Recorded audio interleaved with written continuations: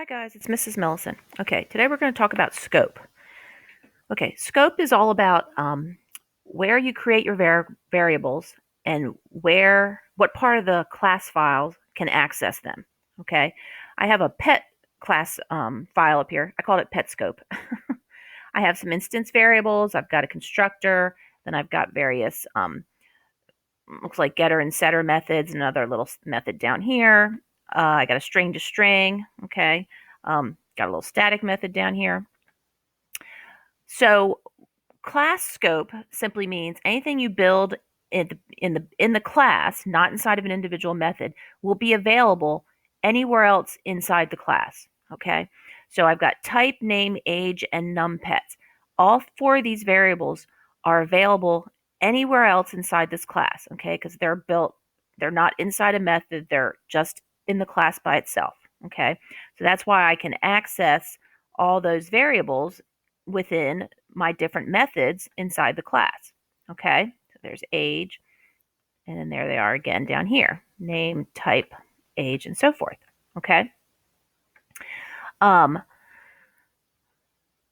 Method scope means variables can only be accessed inside the method or sometimes inside blocks of code that are inside the method. Okay, so for example, in my constructor here, I have created these variables t, n, and a to hold the parameters when I create a PetScope object. So this t exists just in this method. This n just exists in this method, and the a, again, just in the method. If I went down here and tried to set a, maybe just increment a, I'm going to get an error because a doesn't exist inside of this method. It only exists inside of this method. Okay, it doesn't exist in the whole class, or it would be outside any method. Okay, let's compile. So there I'm getting my error because it doesn't recognize this variable because it wasn't created in this method. It was created back in the constructor, so I can only use it in the constructor. Okay. Space. Okay, so, and again, this new age variable was created just for this method, so it only exists inside this method. Age was created in the class, so it can exist anywhere in the class, inside any method, inside anything. Okay, so when we create things, I want to say the big picture, they're available everywhere. But as soon as we start honing down and chiseling down to smaller little subsections of code, like methods and things like that, when we create variables inside of those, they only exist inside of those. Okay, let's look at this method right here that will yield a true or false if the age of the pet is greater than 5. Okay, so this senior variable, it only exists inside this is senior method. Okay, so then since it's at the top or at the beginning of the method, I can use it inside the if statement. Okay, because again, our access or our scope to our variables kind of goes from the broader scope down to more concentrated. Okay, so this senior, which I created outside the loop, can be used inside the loop. Okay, and then if I wanted to, I could print it. I could come down here and print. I could access that senior variable again. So it was established. It can be modified. This one's not going to be modified. Okay, this one's just going to yield us true or false. Okay, let's and again we can see that if I take this senior method or this senior variable and again try to let me add it to age up here,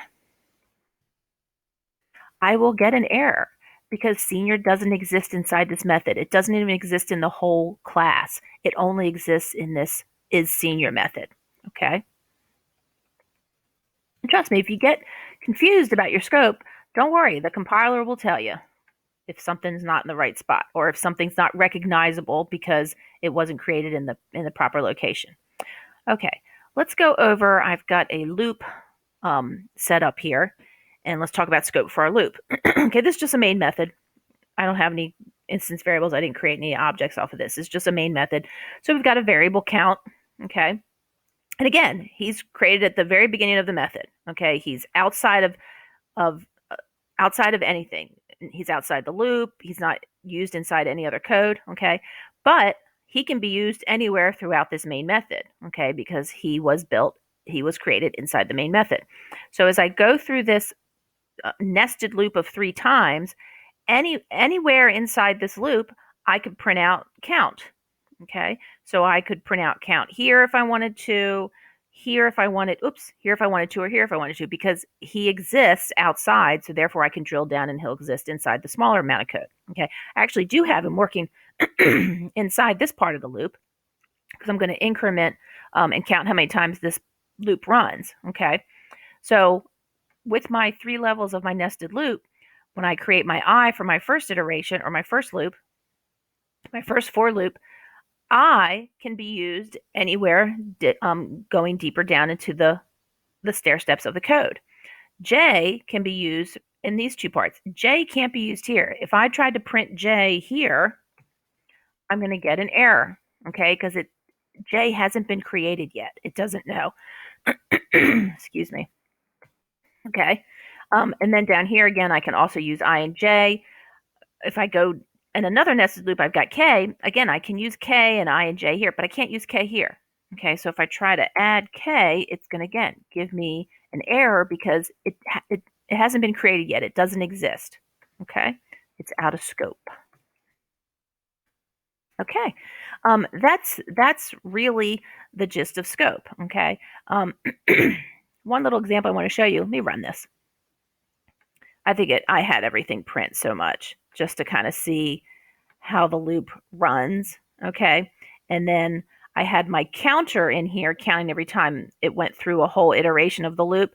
So it actually goes through 39 times. And then you'll see once I was outside of the loop, I went ahead and printed out my counter.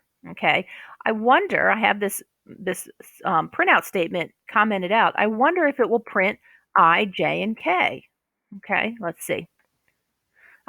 See, it won't, because again, I, J, and K just exist within their level of the loop.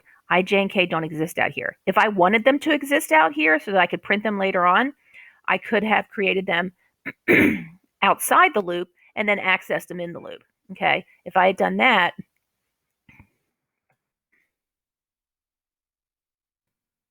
we'll do it real quick. Everything equals 0, right?